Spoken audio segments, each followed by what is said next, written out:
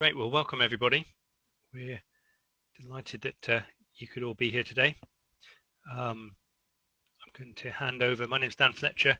I'm Director of the fundraising side of Moore Kingston Smith Fundraising and Management. I'm going to hand over to my colleague Emma, who's going to kick off the first part of today's presentation. So over to you, Emma. Thank you very much, Dan. So good afternoon, everyone. As Dan mentioned, I work with him at Moore Kingston Smith as a fundraising consultant. I think we still have a few people logging on to the webinar, so we'll wait a few minutes until we kind of go into what everyone's here for in terms of the case for support work. But for those of you who are experiencing using Fuse for the first time, welcome. It works in much the same way as Zoom, a sort of video conferencing service we're very familiar with by now. I don't think I'd ever heard of Zoom 3 months ago, and now I talk about it all the time. Fuse works in very much a similar way. There are just a few subtle differences it's probably worth mentioning before we get started. Firstly, you probably see a speech bubble icon at the bottom of your screen. So it's like a little a rectangle with a little triangle that pops out the bottom. Please use that to pose any questions you can think of throughout the session. We'll run through the agenda in a few minutes, but we will be having a Q&A session at the end of the presentation, and then we'll go through your questions then. But please do pop questions in as and when they come to you. I'll be co-presenting today with Dan, who's already introduced himself. He's the Director of Fundraising at Moore Kingston Smith. And the webinar should last around about an hour. The slides will be sent to you, and this presentation is being recorded, so that will be sent to you as well. So please don't worry about sort of frantically writing everything down. You will get everything that we speak about today in an email. Everyone other than the presenters' microphones will be muted, and your cameras will be turned off. So yeah, just bear that in mind. Just to warn you, sometimes Fuse takes a little while to catch up with itself. So when someone first logs on, their microphone isn't automatically muted, so you might get a few seconds of them saying something in the background, but then it will go to mute. They obviously won't be aware that they've not been muted. I think that's all of the housekeeping points. Dan, have I missed anything? I think no, that's good. That's everything? Yep. Okay. You didn't mention that we will have 3 panelists joining us a little bit later on, but sorry. Yeah, yeah. So we've. I'm sure half the people are only here because of our guests. So yes, we do have a panel of 3 fundraisers. Will be joining us for a panel discussion, sort of in the middle of the session, and they're sort of on the ground, highly experienced fundraisers that will be talking about their experience, and we'll be asking them some questions. So that should be an interesting discussion. So I guess this follows on to the agenda piece I was sort of talking about. So I'm going to do some introductions and a bit of information about what we do. Then Dan and I will go through sort of theoretical bits and pieces around building a case for support. And we've got the panel discussions, questions, and a summary. So around about an hour in total. If we do run over, a couple of the panelists have kindly said they will stay on afterwards. Yeah, we may be, if people wanted to stay on a bit later, then that should be absolutely fine. Okay, fantastic.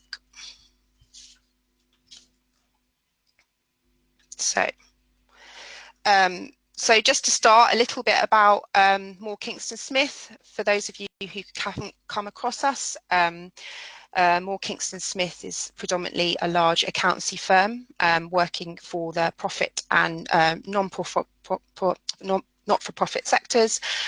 We have over 700 charity clients, and I work in the not-for-profit sector in the fundraising and management team. And Dan and I work with different charities just to help them with their fundraising in a variety of different ways.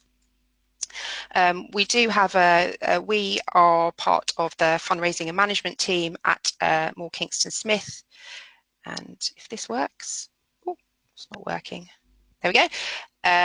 So the team is made up of 7 of us. Dan and I work on fundraising, and then we have an impact measurement management team, and financial management specific to not-for-profit as well. So that just gives you a taste really of what we do.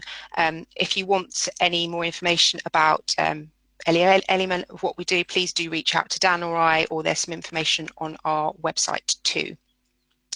So that's about what we do. I guess we probably should talk about why everyone's here. And we're all here looking at building a case of support. So I thought I would start with,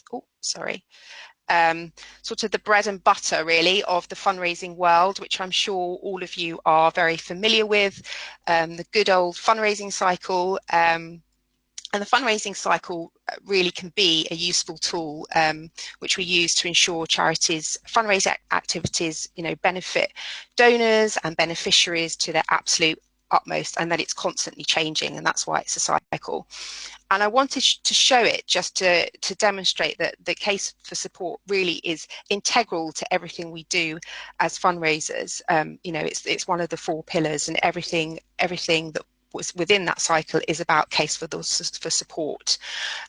So the model starts with why, and this is effectively the case for support, or a rationale for why someone would give money for the specific cause that you work for.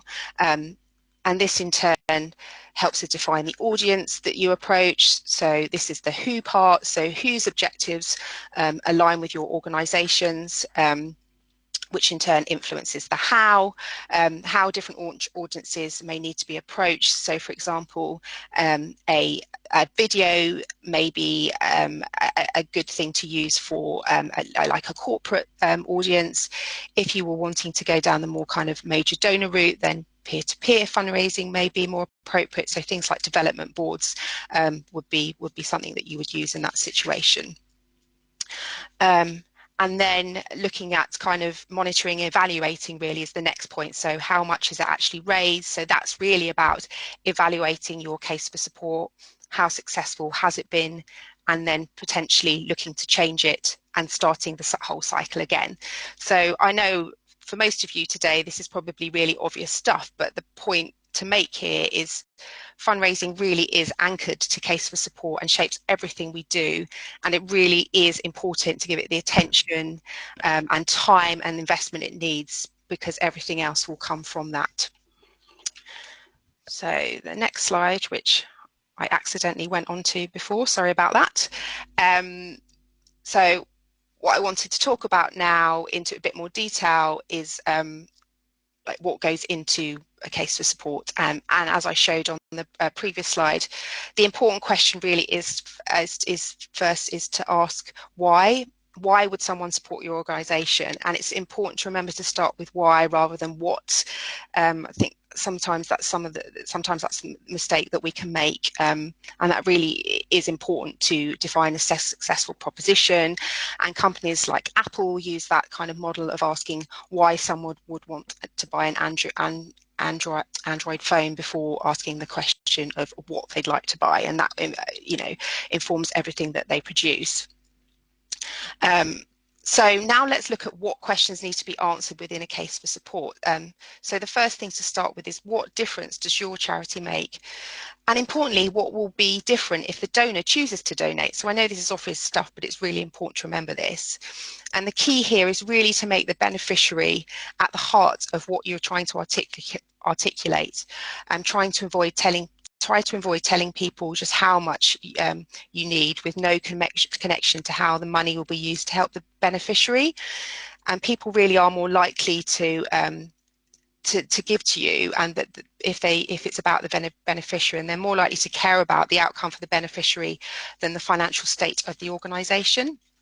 So to give you an example, Dan and I recently ran an emergency appeal for a branch of Age UK, and we put the beneficiaries at the heart of the campaign, talking about the needs of the community under COVID-19 and what the charity were going to do to meet those needs. What was the solution? And I think if we'd taken the approach of just talking about the massive hole in their fundraising budget, I don't think the campaign would have been as successful as it was. So that's important to remember. Next, what are you going to do? So tell the donor what you're going to do to solve the problem, and how the donation will be spent. So for example, I used to work for a children's mental health charity called Place to Be, which is a charity that improves children's mental well-being by providing a free counselling service. And part of the ask and part of the solution we put forward to donors there, we use funds to train and recruit counsellors to provide ongoing support. And that was the solution to the problem of an issue with children's mental health in this country. An important element to include both when you're planning your fundraising activity and drafting your case for support is working out how much is this going to cost you, so that you've kind of done your maths and you know you can deliver on what you're promising people. That's really important. And for longer cases of support, perhaps a grant or a trust application, it's often quite a good idea to gather some testimonials from beneficiaries or potential beneficiaries. This brings your case for support completely to life, gives it that human element. It's also a story. People remember stories more than they're going to remember facts and figures. So remember to capture those things. And lastly, think about, does anyone out there, are they able to endorse your brand and your case for support impartially? You know, people that are going to give you kudos, say potentially kind of local MPs or maybe some local celebrities. Who can you ask to kind of give your case that gravitas? So that's the kind of the points I wanted to make. I think the thing to remember is cases for support writing won't be, you know, made overnight. It requires lots of planning, lots of thinking, lots of interviewing with stakeholders, be that kind of beneficiaries or donors or trustees, and getting their collaboration in that, and making sure that you test and you test again and everyone's bought into it, and it really is worth that time and investment, and not to be something to be done too quickly. And now I'm going to hand over to my colleague Dan, who I've introduced before, to kind of further expand on this idea of case for support and how things can change and move on. So Dan, are you able? Yeah, great. Thank you, Emma.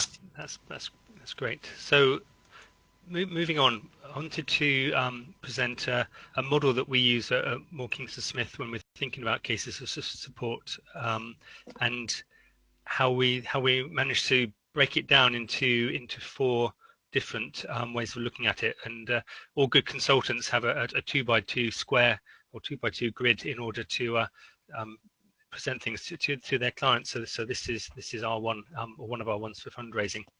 But we find it a useful tool for really analysing what the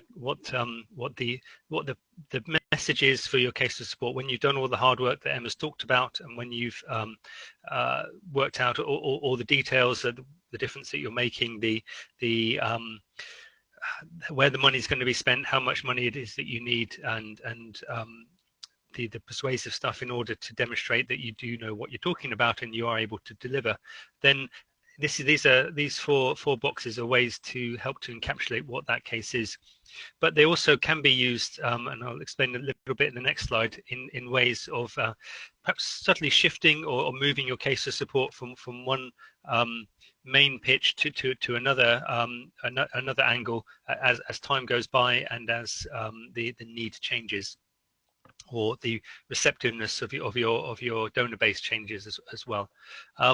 So just going through these sort of simply, the first one, the green box, is looking at present positive. So this is what's happening now, and things that you have now are good, and you want to preserve those things. And so your message is very much about give us money, please support us in order to keep what we've got and keep it the way it is. A typical organisation that might use that some of the time it would be maybe something like the National Trust or other conservation organisations that have that are looking after things in a good condition at the moment, and they want support in order to maintain what they currently have. Moving across, we still stay with the positive view on things, but we're looking into the future, and this is thinking about organisations that are primarily telling people that they want donations in order to help them to create a positive future for their beneficiaries. So an organisation that does this might be, you might say something like the NSPCC, for example, is talking about, particularly maybe the Full Stop campaign. A lot of the emphasis on that was what the future would be like when child cruelty was ended. There was some emphasis on the negative side of child cruelty as well, but the focus was very much more on the inspiring people to give to achieve a positive future. And their case of support was very much leaning in that direction. And then the bottom left-hand side, we've got improve in the yellow box, present negative. So they're saying that things aren't good at the moment, but that they could be better if we had donations. So give us money in order to improve what we have at the moment. An organisation that's doing that maybe would be something like Shelter or other homelessness organisations, which are saying, you know, there's a problem with homelessness. The current situation isn't good enough. Please support us so that we can change that and improve things. And you'll see that there is some correlation between the yellow box and the blue box. The present negative and the future positive are two sides of the same coin, but it depends on which of those you want to emphasize, and your emphasis is the thing that really focuses your case of support. And then, so lastly, we have the bottom right box, future negative. So this is saying things might get worse in the future, and we want you to give us money so that we can prevent that happening. Friends of the Earth, Greenpeace are presenting these sorts of messages when they think about climate change. By 2030, things are highly likely to get a lot worse unless things are done about them right now. And so that's a very strong message. Please support those organisations in order to prevent some bad thing happening in the future. Sometimes that can be also the other side of the coin of the present positive. So we've got something good now and we want to keep it. So give us money to prevent that future negative happening. But again, Friends of the Earth and Greenpeace are very much on the future negative side of things, whereas the National Trust is very much on the, or most of the time on the present positive. So you can see how organisations do skew their case of support to particular emphases of these four options. And looking ahead, how can this be useful within the coronavirus crisis that we face ourselves at the moment? This is a slide that I've used before, but I want to sort of demonstrate where it fits into changing your case of support and how your case of support responds during a crisis. And this graph features what may happen in a typical crisis, and it tries to predict what might happen within the coronavirus situation. Giving increases, giving goes up immediately after a crisis. People feel more generous. They see that there's a challenge, there's a national understanding of what that challenge is, and a shared potency to do something about it, and so lots of people give, and the Colonel Tom sort of giving, it sort of clearly demonstrates that sort of shared giving, where people who had nothing to do with him but recognise that if they all gave, then they were doing something in a community way and making a real difference. Giving often decreases and often, well, does decrease and often declines quite steeply when the news agenda shifts. we're in an interesting situation where the news agenda isn't going to shift away from coronavirus for some time. Other things are coming into the news agenda for sure, but there's still a very high emphasis on coronavirus. So perhaps this peak will have a slightly different shape to a normal crisis where it goes up quite steeply and comes down again quite steeply. But then we find where that crisis also relates to some sort of recession situation, that ongoing donor capacity decreases and giving dips, and so you find that there's less money available for charities to do what they want to do. But eventually that giving may go up again as the crisis comes to an end, as the recession finishes, and charities that have done well in their messaging to donors may find that the type of giving that they get is at a higher level than it was before pre-crisis. So where does this fit with the case of support? At the beginning of the crisis, you might use the prevent model. This is very much things are bad now, but things may get worse. So please give now in order to prevent that happening. As the crisis reaches its peak, there may be more of an emphasis on improve. So this is thinking about the things are bad now, things are very bad, but if you give us money, then that helps us to improve things, and the future will be better with your support.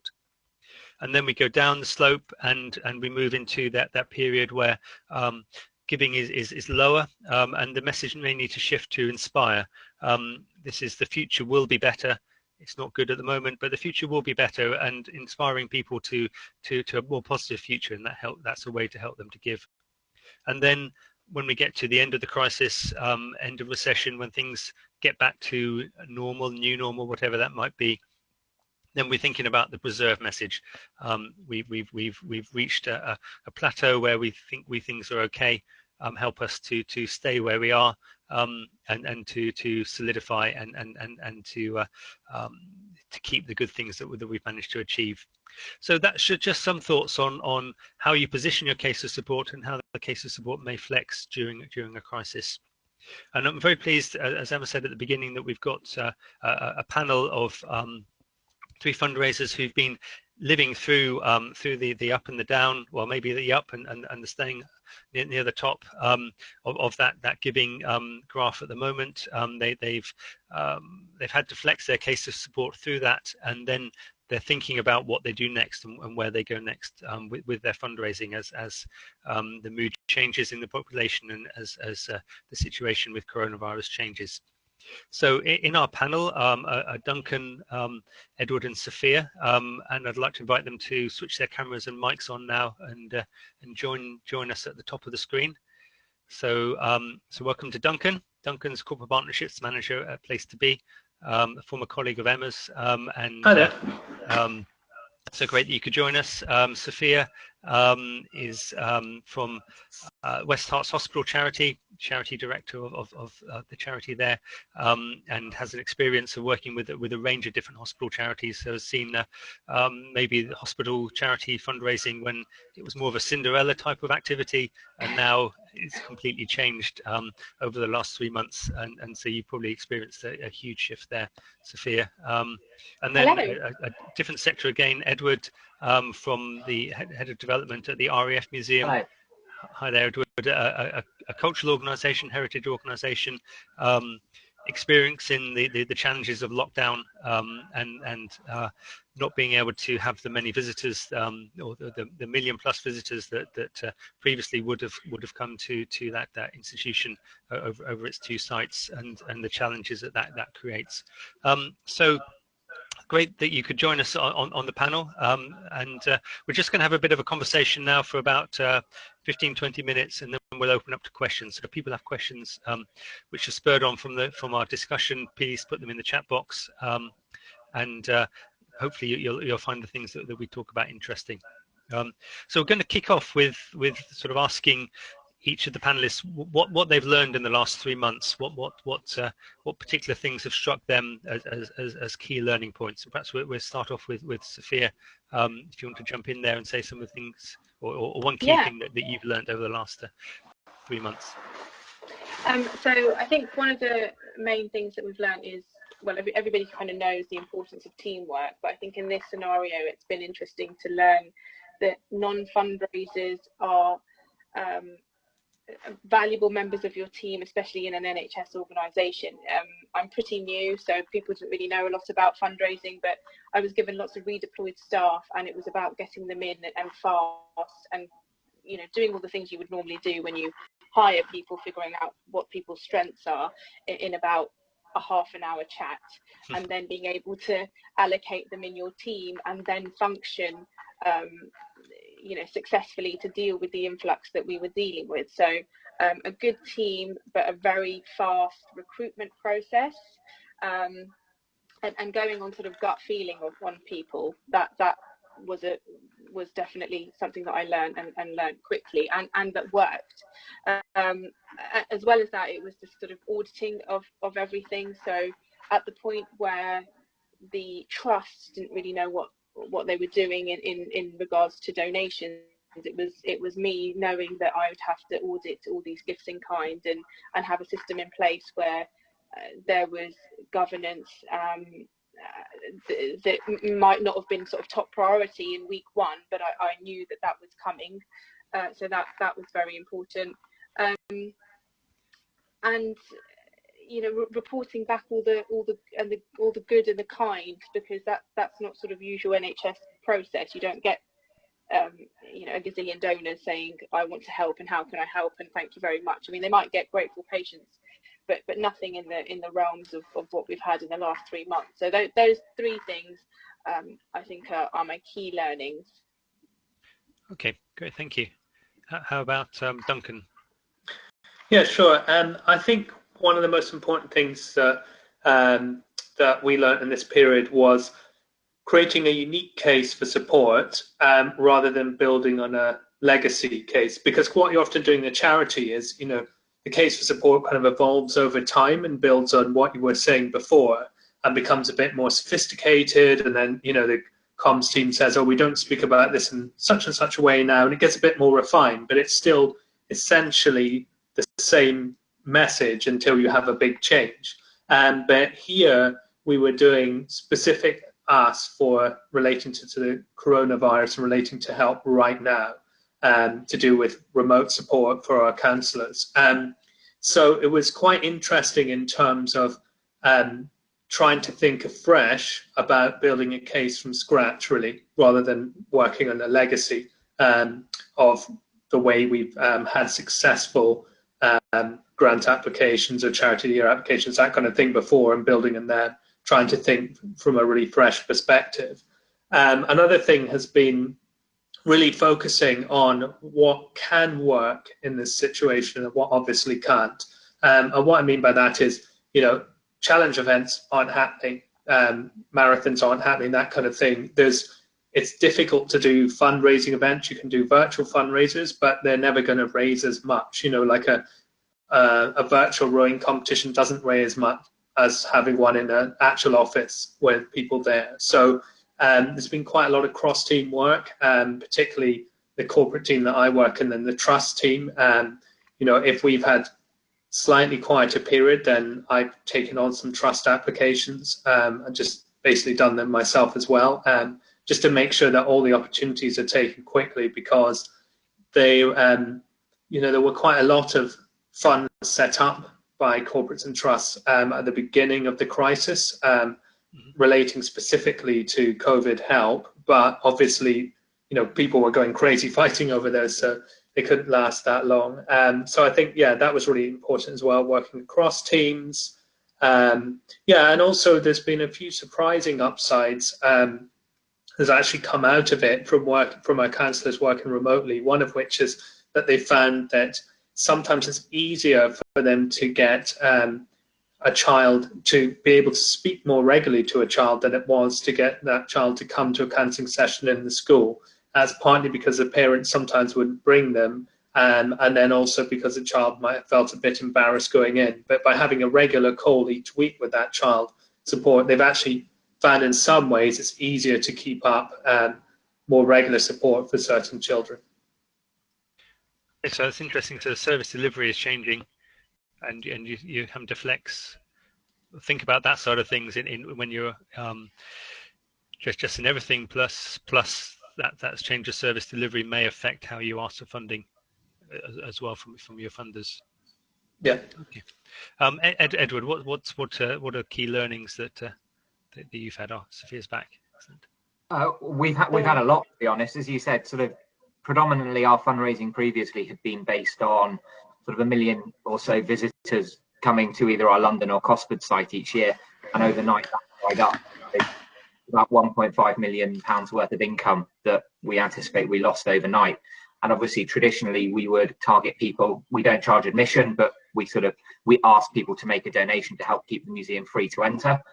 So with the museum not being there or being closed, we've really had to sort of look at taking things digital and going online and doing much more outreach.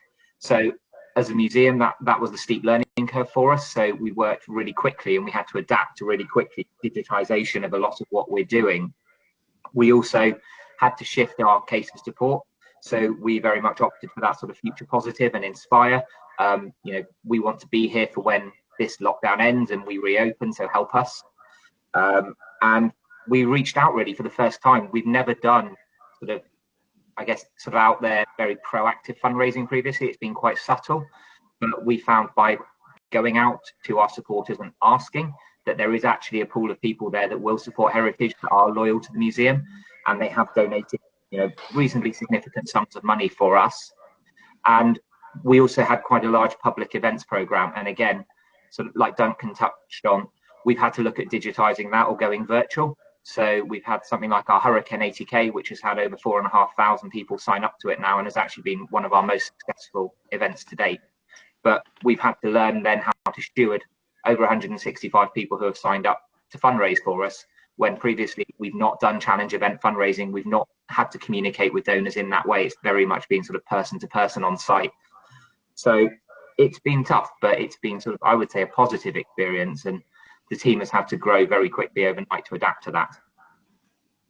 Yeah, that's so different sort of experiences, some commonalities there with what you've been experiencing, but I think something you said, Sophia, about in some ways for you the case for support has been less significant because it's sort of a case has been put out there, not even by yourselves, and people are coming to you with saying, will you accept this gift, or will you take this gift in kind? Whereas Edward and Duncan are talking about very much sort of shifting what they ask for. So I suppose it's sort of thinking about where you might go with that is going to be perhaps more of a challenge for within the NHS charities sort of world. Is that something you're starting to think about already? Yes, yeah. I think a couple of weeks when it was sort of slowing down a little bit, we were thinking about what we do next. I mean, there is a general understanding that we won't keep all these donors. I've gone by the Paretos. We're going to lose 80% of them because this isn't their usual charity of choice. We've probably taken some of Edward and Duncan's people for a little while, but they'll go back to supporting the charities that they usually support, and that will happen. So it's about trying to keep those 20% and keep them engaged. The NHS charities together have done a great job. They've kind of put our case for support out there for us, but there was an understanding that there was an evolution in that, and whether each NHS trust can keep those people engaged is very much our job and our next steps. So very, very different experiences. And I guess each of you are fundraising with different audiences. Some of you across the range of audience types as well. Do you think that you're also having to flex how you ask for funding in new ways according to sort of different audience types that you haven't done before? So with the corporate world, Duncan, you talked a little bit then about rowing events. Is that's so rowing events on an office chair? Is that what you were referring to? I just meant that if you have, but when you have a charity of the year with a big corporate, you put on events with that company and doing the equivalent virtually, compared to a rowathon where you have 10 rowing machines down, everyone competing live. It's harder to fundraise the same amount is more difficult, when people are doing an equivalent run from home or that kind of thing. Generally, the targets tend to be lower. But I think that definitely found that in the way that we ask for corporates, it's kind of given an opportunity to be a bit more brazen in some ways, because you can say that we've got an immediate crisis in children's mental health, and there's quite a lot of children who are in potentially violent households for which school was an escape that can't escape now, and they need support more than ever. And you can kind of go out to people that you might have before been trying to find, do we have a contact at senior level, and try, warm up a bit more slowly. And I found that we can, just be more brazen about asking, really, because everyone knows it's a crisis situation, and people have the empathy to understand what it could be like for a lot of children in this situation, and I think they get it. So I think it doesn't seem too forward in a way that it might have done previously in more normal times. So we're in an environment where it's becoming slightly easier to make your case. Is sort of what you're saying, yeah. How about you, Edward? You talked about some of your supporters being that you've gone to in a new way, but they've been maybe more generous, or they have been generous. Are you finding that there is a greater understanding of the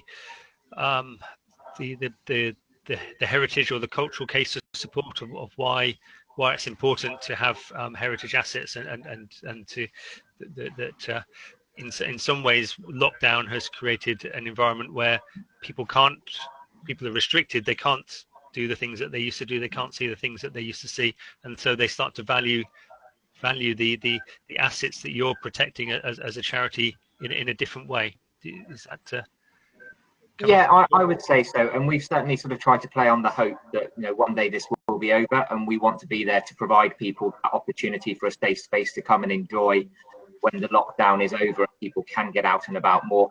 And we've also tried our best to sort of digitize a lot of what we're doing. So we used to see over 60,000 children in school groups come through every year across London and Cosford, and we work very hard at sort of creating homeschooling packs and things like that. A lot of those packs were printed out and put in food parcels that were going out within the local community. So we've tried to sort of show the museum as being a central part of the community, and that we're there to support people. Our London site, for example, was being used, or still is being used, as a central distribution hub for the London Borough of Barnet for food parcel distribution for those in need. So we have gone out there and talked about that, but what we've been very careful not to do is to put ourselves out there and say that sort of our need is greater than anyone else. So when we put out our ask, we actually purposefully waited a few weeks before we did that, because there are organisations and people sort of in great need, but we wanted to sort of let that pass, and then we're talking about the need there. So we have seen sort of upsides. Talking about the corporate side, though, we've probably seen less support from corporate, and that's largely because a lot of our corporate partners have themselves gone through struggles during this time. So we found it probably more difficult to fundraise some corporates at this time, whereas the individual fundraising has increased quite significantly. Okay, that's interesting shift. How about the other, Sophia and Duncan? Have you seen shifts in the where funding's coming from in your organisations, the balance between the different donor groups? Sophia first. Slightly. We've the gifts in kind have been You've possibly seen more corporate input than you might have done. Yeah, definitely. And I think at the beginning there was even more of an influx, because they all knew that not only would their staff want them to contribute, but at that point there was no sort of, we're going to have massive financial implications, so let's stop everything. That at that point it was, what can we do to help? So we had lots of gifts in kind, and it's still an active income source, I'd say. So it's been better than expected. from what I can gather from the data. How about you, Duncan?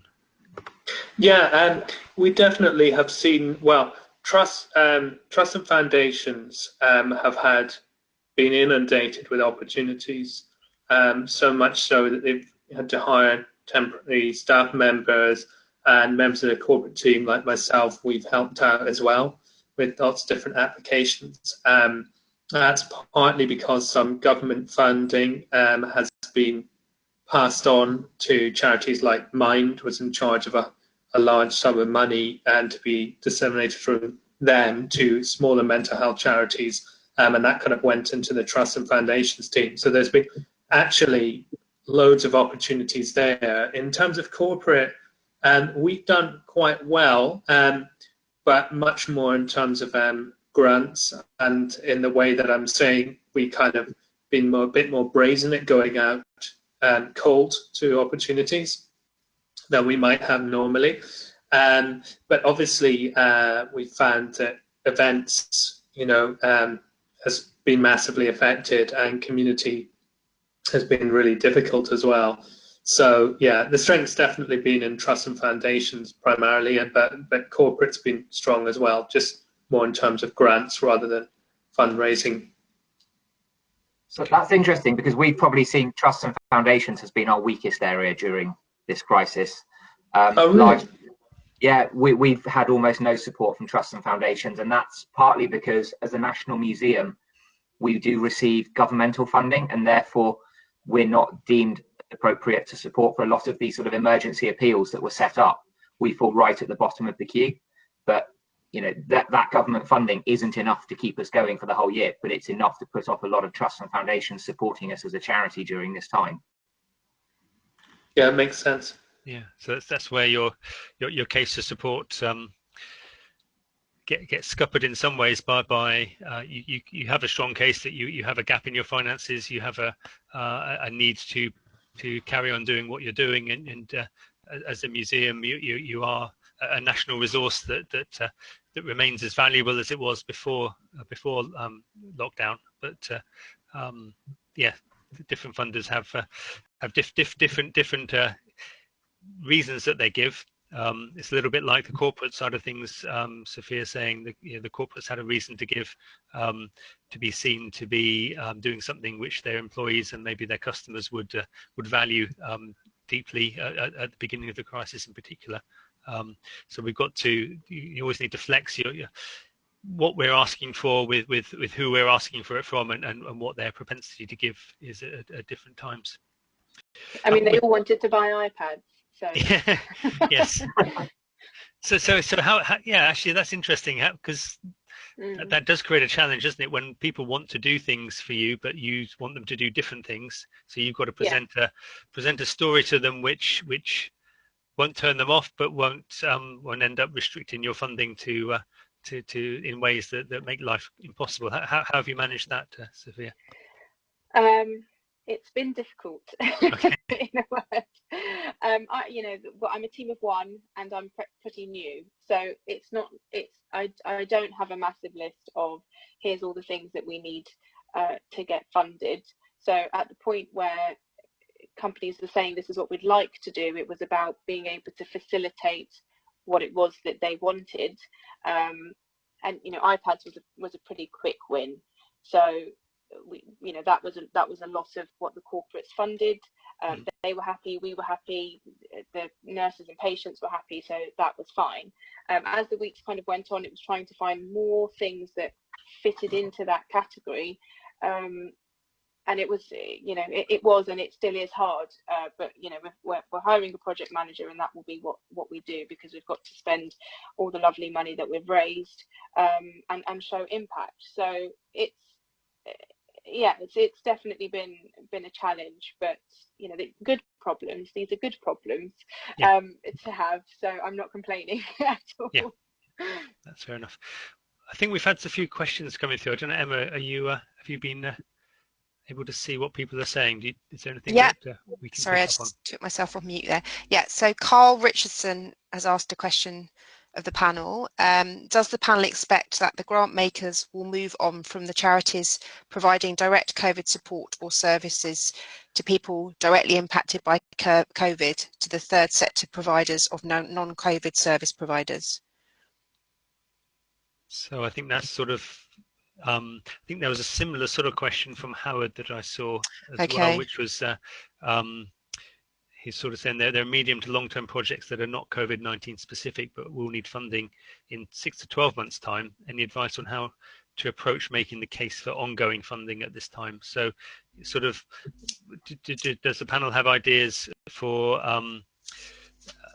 making the case for ongoing funding that's not COVID-19 specific, and we find this with a number of charities that we're working with as well, that they're not on the front line in the way that Sophia is at her NHS charity, and in some ways even to the way that Duncan, you can position Place to Be as responding. I don't know, what thoughts well, we've kind of we're doing a bit of both in terms of, some of the applications I'll be doing, we've asking for money now, but then that money funding will be covering support over the course of a year, say. So we don't know how lockdowns are ending and that kind of thing. So often I'm kind of putting two cases forward in the same application. One is the immediate support right now to do so that counsellors can work remotely and support parents and teachers and children, obviously. But then also we're talking a lot about the we kind of describe it as a tsunami of mental health issues which schools will be facing when they're all fully back in, from the anxieties that children have experienced as a result of this crisis. And that's kind of the longer tail of support as well, if you see what I mean. So we're kind of putting forward a case to cover both, so that you could see the immediate support right now, but then also what people are going to need post the crisis, and then also mentioning an imminent recession worries as well, and how that will impact on mental health too. And do you have any idea of sort of how funders are responding to that? Yeah, I think funders respond well to that, because then they feel, because no one really knows exactly what a second wave of the virus is going to be like, what if any there's going to be a major recession or not, or there's so many unknowns. So I think the key thing is to try and make sure that your case for support is always a case for support, no matter what the circumstances might be. It's a case in a lockdown, it's a case if the lockdown ends.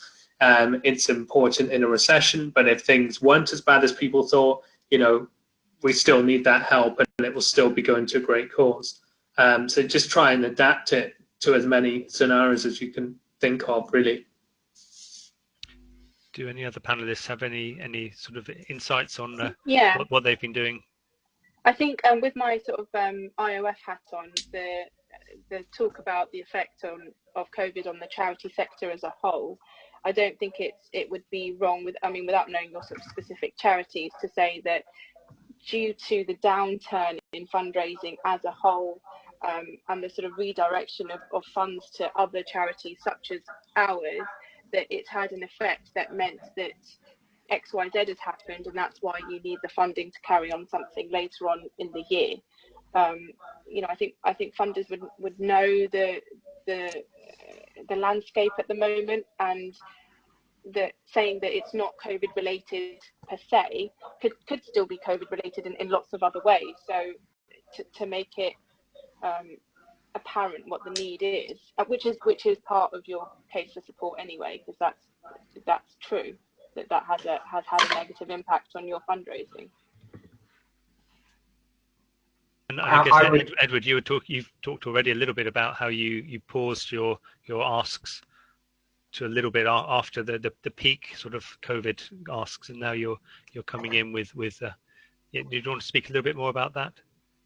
Yeah, and certainly, from conversations we've had with some of the larger grant giving bodies who have sort of refocused their efforts on that immediate COVID-19 requirement, they're looking at that October, November time to start getting back into a pattern of giving more regular grants towards sort of non-COVID related activities. But I would echo sort of a bit of what Duncan said there, which is around looking at what is the immediate need now and that changing in the future. We have had some success, for example, with our access and learning team.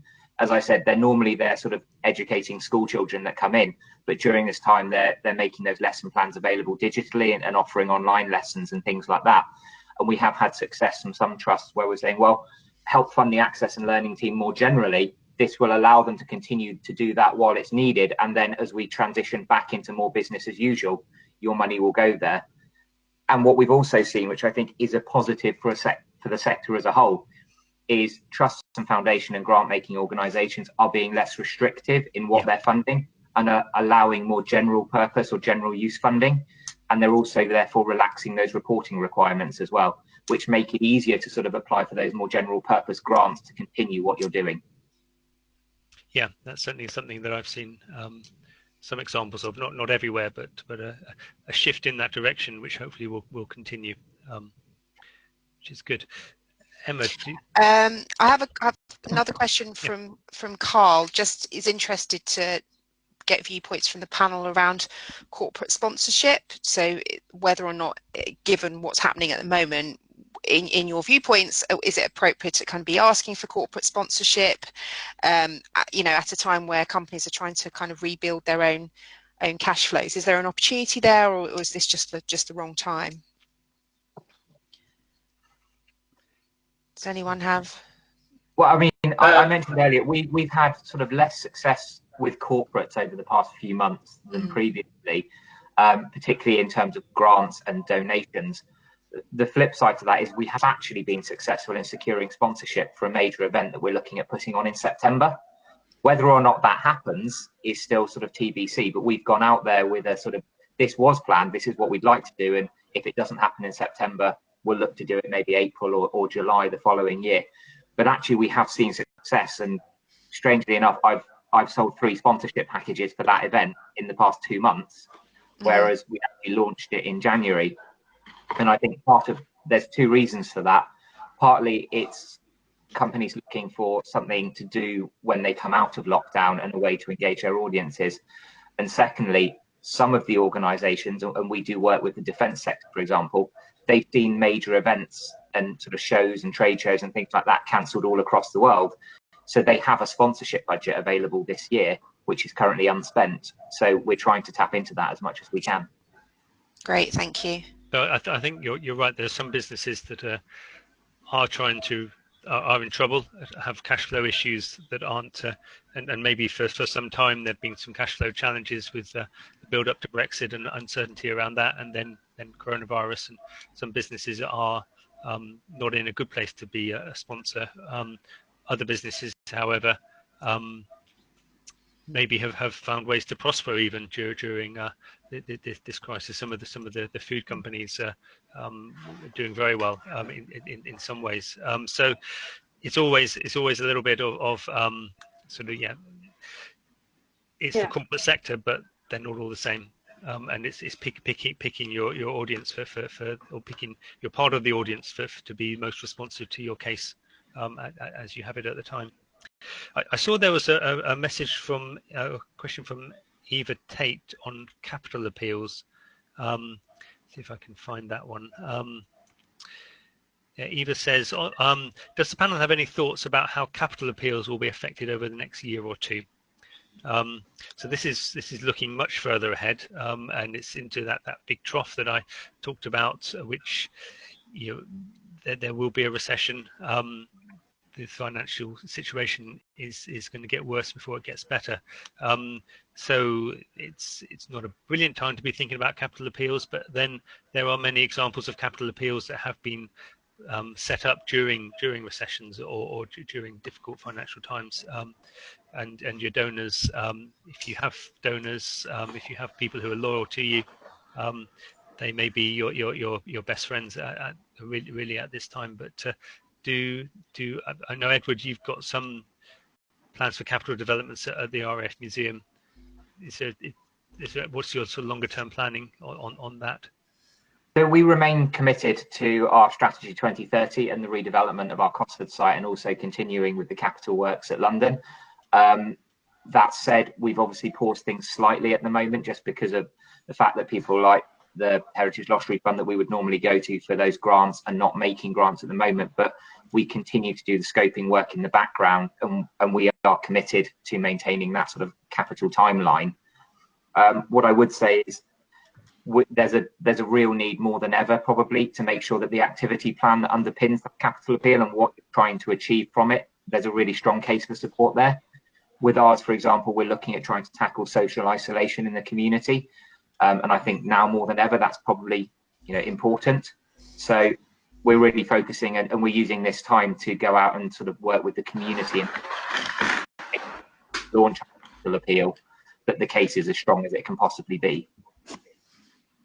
Yes, now it's not a time for a vanity appeal or to build some fancy building that maybe isn't really future proof for whatever the future might bring. But and certainly some of the clients that we've been working with have paused their programs. Some of them we're working on capital appeals with them, and their own revenue streams are challenged at the moment. So they've put things on pause until they're in a position to be able to talk about that or make clearer plans for the future. Yeah, I mean, for us at the moment, the focus is on revenue fundraising. We need to sort of plug that deficit, and making sure that we have the operating capital to continue is more important than that future looking at the moment. Yeah. Okay. One. I think we're coming up to a close. So there's one last question which we can maybe get quick answers from each of the panelists. Martin has asked, where are we? Are you finding you're very much controlled by your executive? For example, every penny counts, save first, or have you been given freedom to be creative and flexible? And I imagine maybe there's an agenda behind a question like that. But just very sort of quick fire from Duncan, Sophia, and then Edward. How is your charity sort of approaching the current situation in terms of control over expenditure or creativity and flexibility? I mean, I think in the fundraising team, we haven't really. I mean, from corporate trust point of view, which is the sides that I'm more aware of, we haven't really had to make expenditure, and we got a lot of freedom in terms of opportunities that we research, people that we reach out to, and that kind of thing. So, but I do know that our budgets have been quite severely cut, but we haven't really required them at the moment because we need expenditure much more when we do events. Yeah. So in some ways, your budgets are changing anyway because you can't spend so much money. Yeah. Which is the same as some of your donors, which is why some donors have more money to give at the moment as well. So Sophia, how? Yeah.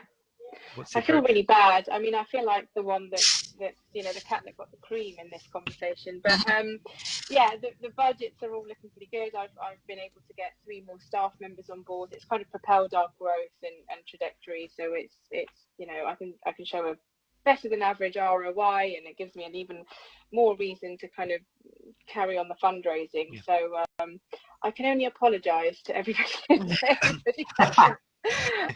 But yes, they've been great with sort of creativity and flexibility because they can see the benefit in investing. So yeah.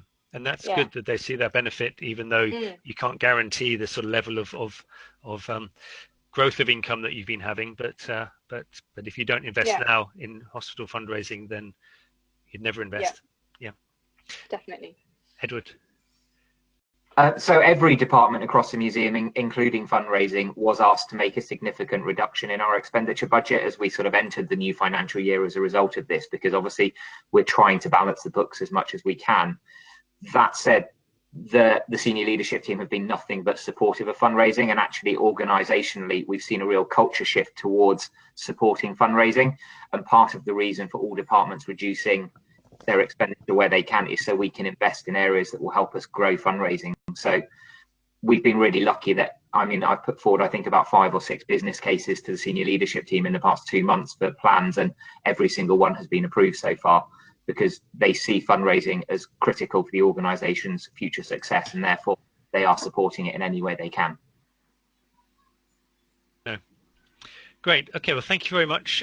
We're almost at 5 o'clock, so I'm going to call it a day there. I'm just going to just this sort of final slide gives a little bit of a summary of some of the things that we've talked about, particularly the need to be flexible, authentic, and compelling. I've put into the group chat, hopefully everybody can see it, a SurveyMonkey link. If you want to click over to that, that will take you to a survey where you can give us some sort of feedback on how you found this session, what your thoughts have been on that. So that link will come in an email tomorrow with a link to the whole of the presentation. But if you want to go ahead and fill in that survey early, please do that. And then we've got various webinars coming up. We've got another one next week on Thursday morning, mainly aimed at chief executives, but appropriate for all sorts of people. And then 25th of June, one on thinking about more on financial stability, raising an impact in 2nd of July, one linking fundraising and impact in 2nd of July. We're also putting out lots of resources on our website. Here's an example of some of them, and there will be links which you can click through when you get this presentation in your email box tomorrow. And we're also very keen if people want to get in touch. We've got a 30-minute surgery offer for free that anybody wants to chat to us. They can just email that address, fundraising@mks.co.uk, and have a chat to us about what we can do and how we can help you. So lastly, I'd just like to say thank you very much to Sophia, to Duncan, and to Edward for joining us today. Your insights from your different worlds, your different fundraising experience were useful. Hopefully the audience has found that interesting. Certainly I have some questions there that were coming through to you directly. So thank you very much for giving up the time and for joining us today, and hope to see, or not to see, but hope that many of you will be able to join us in the future at future webinars. So thank you. Bye-bye.